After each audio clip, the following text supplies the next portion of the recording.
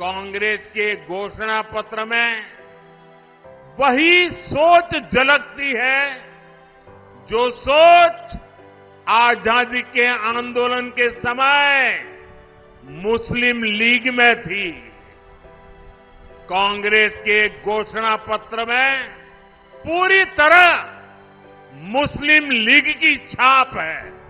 चुनावी मौसम है और इस मौसम में राजनीतिक दल अपने अपने चुनावी घोषणा पत्र जारी कर रहे हैं। कांग्रेस ने भी 5 अप्रैल को लोकसभा चुनाव 2024 के लिए घोषणा पत्र जारी किया। 5 न्याय और 25 गारंटी वाले इस घोषणा पत्र को कांग्रेस ने न्याय पत्र नाम दिया। लेकिन प्रधानमंत्री नरेंद्र मोदी ने कांग्रेस के इस न्याय पत्र को मुस्लिम लीग की झलक वाला घोषणा पत्र कह दिया। नमस्कार, मैं हूं रुचान। विभाजन के दुखद इतिहास से कांग्रेस के घोषणा पत्र का क्या संबंध है? कांग्रेस के घोषणा पत्र में ऐसा क्या है जो पाकिस्तान को जन्म देने वाली मुस्लिम लीग के घोषणा पत्र की झलक है? आज के इस एपिसोड में हम यही डिकोड करेंगे। आपको कांग्रेस के मैनिफेस्टो की रियल स्टोरी बताएंगे।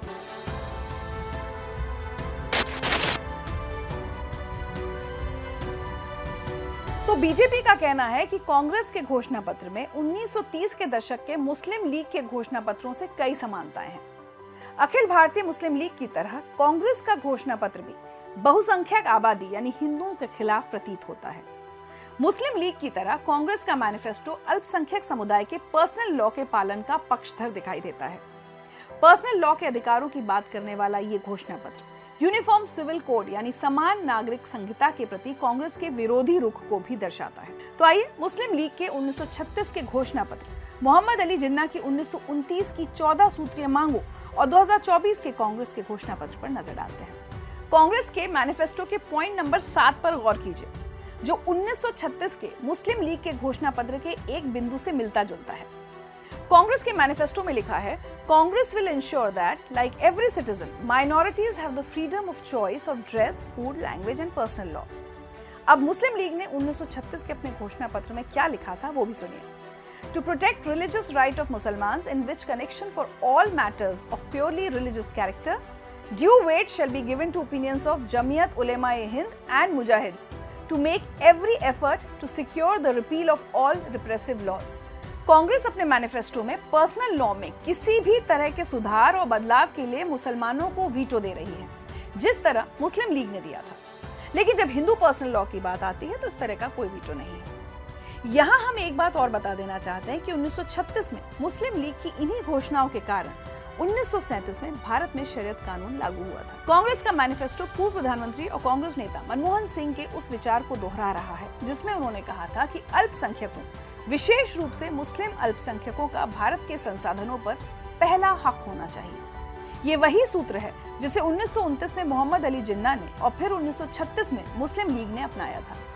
स्क्रीन पर आप जिन्ना साहब की 1929 की 14 सूत्री मांगों को देख सकते हैं। भारत के संविधान का अनुच्छेद 248 कहता है कि सभी रेजिडुअरी पावर्स भारतीय संसद में निहित हैं। ये संविधान की प्रस्तावना के अनुसार है, जो कहता है कि भारत एक ऐसा राष्ट्र है जिसकी एकता और अखंडता हर हाल में बनी रहनी चाहिए। जबकि कांग्रेस नेता राहुल गांधी वर्षों से कहते आ रहे हैं कि भारत एक राष्ट्र नहीं बल्कि सिर्फ राज्यों का एक संघ है। India is described as a union of states. India is not described as a nation, it is described as a union of states. Congress के मौजूदा घोषणा पत्र में 7वीं अनुसूची की शक्तियों में परिवर्तन का वादा भी किया गया है, जिसमें कहा है कि खुफिया एजेंसियों को संसद या संबंधित राज्य सरकारों के अधीन लाया जाएगा। अगर ऐसा हुआ तो नतीजा ये होगा कि न केवल जांच पड़ताल की समस्या जटिल हो जाएगी, बल्कि देश की आंतरिक सुरक्षा में लगे महत्वपूर्ण संगठनों के कामकाज में भी बाधा उत्पन्न होगी। कानून लागू करने वाली एजेंसियों पर केंद्र या राज्य सरकार या किसी और के द्वारा नियुक्त पैनल के अधिक दबाव से ऑपरेशनल संबंधी बाधाएं बहुत अधिक बढ़ जाएंगी। यानी कांग्रेस का ये वादा लोकतांत्रिक व्यवस्था के लिए न सिर्फ खतरनाक है, बल्कि जिन्ना की 14 सूत्रीय मांगों में पहली मांग की सटीक कॉपी है, जहां उन्होंने मांग की थी कि रेजिडुअरी पावर्स प्रांतों के पास हो। ये बात तो पूरा देश जानता था कि जिन्ना साहब की मांगों का उद्देश्य क्या था। वो जिन्ना ही थे जिन्होंने कहा था कि 3 प्रांतों में अपरिवर्तित और अपरिवर्तनीय मुस्लिम बहुमत हो, और यही वो विचार था जिसने अंततः विभाजन की पटकथा लिखी। देश एक स्वर से कह रहा है आजादी की लड़ाई लड़ने वाली वो कांग्रेस तो दशकों पहले ही समाप्त हो चुकी है। अब जो कांग्रेस बची है उसके पास ना देश हित में नीतियां हैं और ना ही राष्ट्र निर्माण का विजन। बीजेपी का कहना है कि दशकों बाद कांग्रेस फिर उसी रास्ते पर चल रही है। कांग्रेस पर आरोप गंभीर हैं, लेकिन बीजेपी का कहना है कि ये आरोप निराधार नहीं है। कांग्रेस के मैनिफेस्टो की इसी बात को ले लीजिए, जहां वो कहते हैं कि कांग्रेस के राज में आरक्षण का नया मानदंड होगा। कांग्रेस सरकार एससी, एसटी और ओबीसी के लिए आरक्षण की सीमा को 50% से अधिक बढ़ाना चाहती है। बात सिर्फ इतनी सी नहीं है, वो निजी शिक्षण संस्थानों में भी रिजर्वेशन चाहते हैं। अपलिफ्टमेंट यानी उत्थान का नाम लेकर आर्थिक रूप से कमजोर वर्गों के लिए नौकरियों में आरक्षण की पैरवी कर रहे हैं। अब जरा सोच कर देखिए, ऐसा हुआ तो इसका देश के एजुकेशन सेक्टर, प्राइवेट सेक्टर और पूरे कारोबारी माहौल पर कितना हानिकारक प्रभाव पड़ेगा, क्योंकि फिर हम योग्य नहीं सिर्फ पात्र लोगों का देश बनकर रह जाएंगे। कांग्रेस का प्लान ये भी है कि वो एक डाइवर्सिटी कमीशन यानी विविधता आयोग का गठन करेगी। ये आयोग एजुकेशन और एम्प्लॉयमेंट में डाइवर्सिटी की निगरानी, माप और बढ़ावा देने का काम करेगा, जिसका नतीजा ये होगा कि राज्य सरकार विश्वविद्यालयों और व्यावसायिक समूहों के संचालन में सीधा हस्तक्षेप करेगी, जबकि वर्तमान में किसी भी संस्थान में नियुक्ति या नामांकन को अपलिफ्टमेंट के नाम पर राज्य सरकार द्वारा रेगुलेट नहीं किया जा सकता है। इसके अलावा वेल्थ रीडिस्ट्रीब्यूशन यानी धन का पुनर्वितरण कांग्रेस के मैनिफेस्टो का हिस्सा तो नहीं है, लेकिन राहुल गांधी का दावा है कि जाति जनगणना के पीछे का मकसद इक्वल इक्विटी यानी समान हिस्सेदारी सुनिश्चित करने का था, जिसे वो धन के पुनर्वितरण के माध्यम से हासिल करेंगे। कुछ लोग इसे पॉलिटिकल स्टंट समझ रहे हैं, लेकिन ये विचार वाकई खतरनाक है, क्योंकि इसका नतीजा खतरनाक होगा।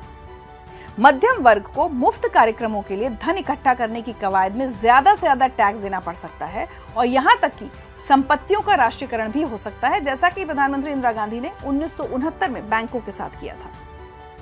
कांग्रेस ने अपने मैनिफेस्टो में 2 और वादे किए हैं। पहला ये कि उनकी सरकार बनी तो गरीब घर की महिलाओं को सालाना 1 लाख रुपए और दूसरा एमएसपी यानी न्यूनतम समर्थन मूल्य के कानून की गारंटी।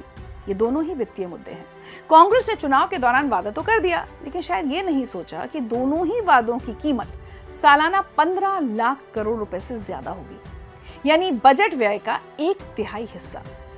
अर्थशास्त्री मानते हैं कि कांग्रेस के दोनों वादे व्यवहारिक और वित्तीय दृष्टि से असंभव हैं। कांग्रेस का मैनिफेस्टो गंभीर असमंजस या भटकाव वाला डॉक्यूमेंट है। घोषणा पत्र में यह स्पष्ट नहीं है कि पर्सनल लॉ के पालन की हद क्या होगी। क्या मुसलमानों को शरिया कानून का पालन करने की अनुमति होगी? क्या बहुविवाह को राज्य की स्वीकृति मिलेगी?